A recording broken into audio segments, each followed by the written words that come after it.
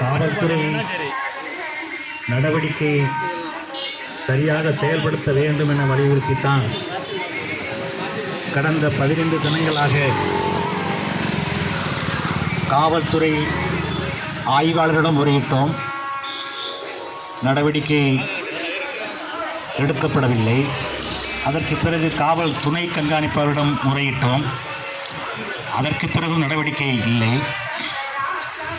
மாவட்ட காவல் கண்காணிப்பாளரிடம் முறையிட்டோம். அதற்கு பிறகு நடவடிக்கை இல்லை.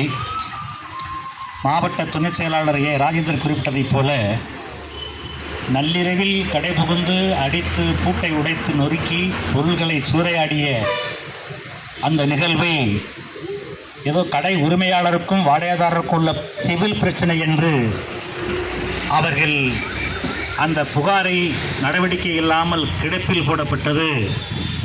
காவல்துறையின் கடமையை அவர்கள் ஏதோ நழுவுகிறார்கள் என்றுதான் இந்திய கம்யூனிஸ்ட் கட்சி அறந்தாங்கி ஒன்றியமும் நகரமும் முடிவு செய்து இன்றைய தினம் ஆர்ப்பாட்டம் நடத்துவதென்று முடிவு செய்து பெருந்திரளாய் கூடியிருக்கிறீர்கள்.